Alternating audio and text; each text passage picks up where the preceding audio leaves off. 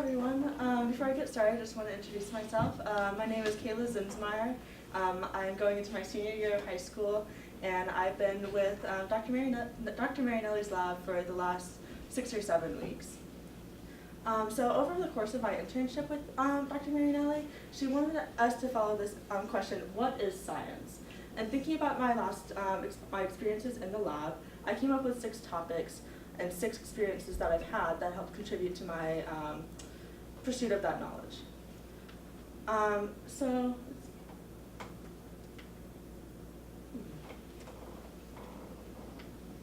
there we go. The first of these ideas is attending scientific gatherings. Over the course of my internship, I shadowed Dr. Marinelli as we attended a variety of meetings with different purposes and different people. And so the first sort of meeting that I attended were our lab meetings with Dr. Marinelli's lab and Dr. Messing's lab.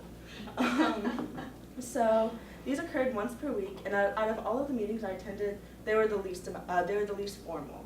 And I attribute this mostly to the people who were there. They work with each other every day, and so they're just very familiar with one another.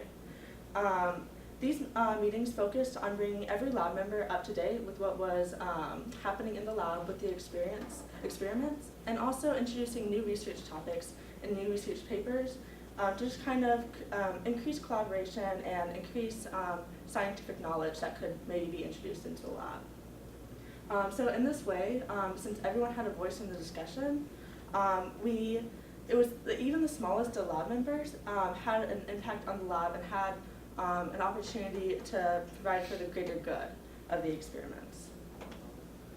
So the next type of meeting I attended were the psychiatry meetings. So compared to the lab meetings, they were just a little bit more formal. And instead of being within the lab, they were within an entire department, the psychiatry department. Instead of simply catching people up to date on experiments that were occurring, it was a member of the department who was introducing a new research topic that they were hoping to pursue for a grant. And so all the other members that were at the meeting were proposing ideas and revisions and asking questions that would hopefully push the idea forward into becoming a grant. So the final type of meeting I attended were the Wagner seminars. And so while they were similar to the Marinelli lab meetings in the fact that they were discussing ideas that were happening in experiments that were running concurrently, they were absolutely the most formal event that I attended because they're much larger, and it was less of a discussion and more of a presentations with questions being asked at the end. Additionally, since it was within a department of neuroscience, the topics for these meetings were much more varied than any other meeting that I attended, from the hierarchy of mice to how the brain processes speech sounds. So going through with all these meetings, it really helped me gain a knowledge of the scientific community and how it's less of one person doing all the work and knowing everything there was to know about a subject, but it was more of a collaboration and everyone has a piece in every experience.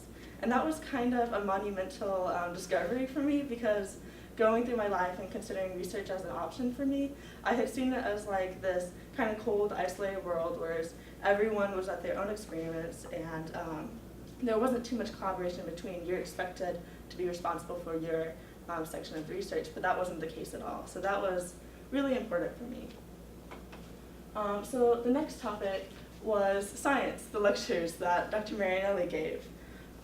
These lectures were crucial to understand how experiments are run and the proper method of doing scientific research. So these lectures were similar to those that she would teach for her college courses. There were 3-hour lectures twice a week with homework and quizzes and research to do between each one to make sure we were caught up and ready for the next lecture. So one of the ideas that we pursued was cognitive illusions and scientific bias. So take the example of these 2 tables. The length and the width of both tables are the same, but when you look at it, this table looks a lot longer than this table, correct? So even though we know that it's true, because this line in the middle. You can click on the animation. Click on the animation. I don't think it's an animation. Okay. Oh.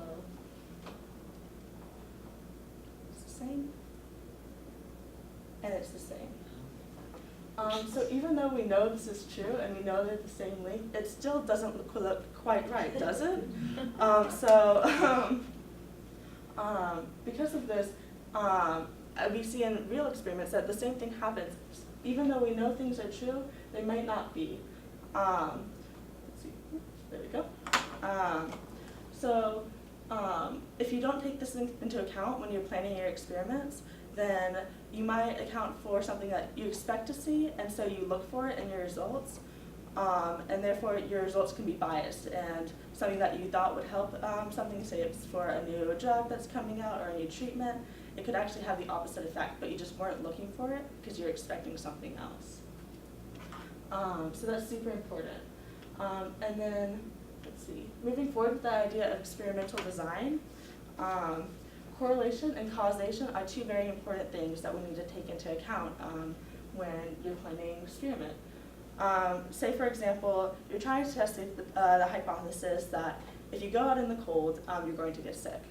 So say if you just go out into the real world and poll people, when you go outside, do you get sick? And let's say they all say yes, but then you can't replicate that result in the lab. Those results aren't viable even though you did get the result one time. At the same time, if you can only get the results in the lab, but it doesn't play out the same way in the real world, those results aren't viable either. You need both for the results to be viable and for it to be a good experiment. And then finally, Dr. Marinelli taught us a lot about statistics. So with these three graphs, they're each showing the same data. With this first graph, it looks like they're you would say that both groups are going about the same, both the male group and the female group. However, when you look at this next graph, when you look at how much they increase from their baseline, it looks like the male group is increasing a lot more, like 150% more, right? And the same type of thing with this one. But they're all the same data. So based on how you present your information, you could trick your readers into thinking that you got a different result than what you actually did. And so it's very important to have a very normalized set of data so that anyone can understand what the information that you're trying to put forward. So Dr. Marinelli's research really helped to know, just hit all the bases of what am I researching, how am I researching it, and what am I trying to prove. But a lot of our experience and a lot of what I learned came from a hands-on experience. So in this, seeing instead of just being told what is important in experimental design was super crucial for me, I think. And as well as seeing and experiencing daily routines for myself. So one of the main parts of every day in Dr. Marinelli's lab is cleaning the vivarium and the laboratory. Let's see, not only does it keep it tidy and keep it looking nice and professional, but it removes the variables that could affect behavior. If you don't clean a cage properly, then the next rat that's in it could just smell the scent of the rat before it and then be attracted to that specific corner of the cage instead of looking for the reward mechanism or looking for what it would do normally. Additionally, it limits safety concerns. If you clean up your chemicals after you're done using them, then there's no chance that someone else is going to accidentally touch those chemicals without the necessary safety procedures. So cleaning is super important in any scenario. Building house is one of my favorite parts of the lab. So just for a little context, some of our rats have catheters, which is a direct line into the rat's circulatory system. And so we use hubs to connect the catheter to a syringe with saline or cocaine or whatever needs to be injected, and that hub keeps it sterile so that no bacteria is passed from mice or from rat to rat. So building hubs, what you do is you take a needle and you carefully thread it onto a piece of piping, and then you wrap it up carefully, and then it's sterilized. And that way, when it's needed to be used, you just break it off and it's ready to go. And then after every rat, you can throw it away, and there's no chance of transferring bacteria. Let's see. And then something else that we did was flushing practice rats. So as Dr. Marinelli mentioned earlier, not 18 yet, pretty close, but not there. And so I couldn't handle the rats myself, but I could practice flushing rats with those helps on our friend Cheddar's here. And so even though it was just a flush rat that was like sitting still, it wasn't squirming around like a regular rat would be, I didn't anticipate how hard it would be to take off the hubcap, to thread on the hub, flush the saline in, and then replace the hub, all while keeping like a tight but not too tight grip on the rat. And additionally, Crystal and Dr. Marinelli, they can do it so fast, under a minute every rat. And I was there for like a minute and a half, 3 minutes, trying to get that on.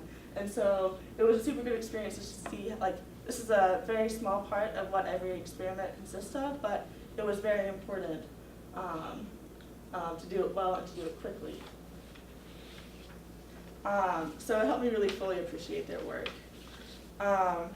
Another sort of hands-on experience that we had, but it was more of an experiment in and of itself, was our pipetting practice. So for this experiment, Dr. Marinelli wanted us to get an idea of how accurate and how precise we were when we were using the micropipetters. And so we ran an experiment where we were using several different types of pipetters, one 200 microliter and one 1,000 microliter, and we were transferring 100 microliter of water and then weighing it to see how accurate we were. And so for those of you who don't know, it's not the best to use a micropipette at such a small little bit of fluid because it won't be quite as accurate. So we were testing just how accurate we could get with it. And additionally, just to see how other variables impacted it, we, for some trials, we changed the tip of the pipette every time, or we scrambled it, so we redialed it after every transfer. And so here is, there you go. Here are some of our data. So we were also wondering how, how could, do we excuse me. After time, so after about 45 minutes of using the pipetter, do we get less precise and less accurate? And so one of these, the gray line is the first trial that we did, and the second line is the trial that we did 45 minutes later. It's the same micropipette and the same amount of water. And so, when you look at the pair t-test, it's a probability of 0.29 that it is significant, so therefore it's not significant at all. And so even after using the pipette for so long, I was still accurate and still precise. So, let's see. That's good. So here is some more of our data analyzed. Oh, it's not really essential, is it? Here's some more of our data, and it's not quite shown over here, but the orange is using the 1,000 microliter pipette, and the blue is using the 200 microliter pipette. Let's see, and the filled in dots represent the scrambled trials, and the change tip is represented by the hollow dots.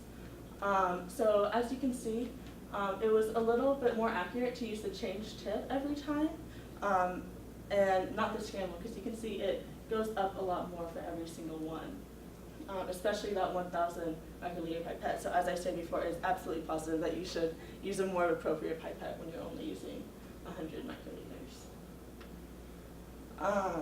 Let's see.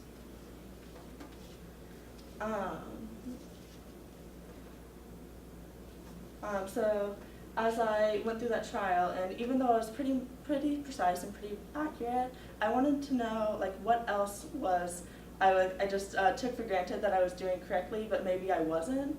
And so going forward and experiments at ARS, or if I have another research opportunity, I want to just test myself like I did for this a couple more times and just see how I'm doing and if I'm doing it as well as I thought I was. So when I couldn't do hands-on experience again, because I'm not quite 18 yet, I observed the professionals who this is what they do. And so just for a little background, the Dr. Marinelli lab focuses on addiction and how far a rat will go to overcome adversity in the form of an electric barrier in order to receive a reward, whether that's cocaine or sucrose or saccharin. So our main experiments are self-administration, and they take place in 2 phases, training and electric barrier. So the way we set up our self-administration cages is there's an active hole and a port. And so what that rat has to do is that it has to cross the floor, poke the active hole, and then get its reward from the port. And so after a few days of training, until it understands the reward mechanism, it can do it pretty, pretty accurately. We move on to the electric barrier phase. And so it's the same setup with the active hole and the port, but there's been a plexiglass laid down on one half of the cage, and the other half of the cage is electrified. So in order to get to the reward mechanism, it has to cross the electric barrier. So every day, we increase the voltage on the electric barrier just a little bit until the rats stop taking, and we see how much it takes in order for them to just back off and say it isn't worth it anymore. And so this was kind of a cool experiment for me, there we go, because I had never seen any experiments run outside of my high school laboratories, which are not nearly this complex or this long. This one experiment for me ran the entire time I was here. So it's a several week-long process. While that process is taking place, we have to weigh the rats several times per week. And so the purpose of that is we want to ensure that they're healthy. So we input their data every day into, let's see, there we go. This Excel chart, it's much bigger of course, but every time you enter data, it runs through a program that checks its health. And so if it's too high or too low, the alert automatically pops up, and you can go see what's going on with that rat, if there's something that could be impacting the experiment or impacting that rat in particular. But in addition to making sure that the rats are healthy, this also serves the purpose of just getting them used to us handling them, so that when we transfer them from the regular cages into the self-administration room, it's not a big shock to them and it doesn't impact how they would behave.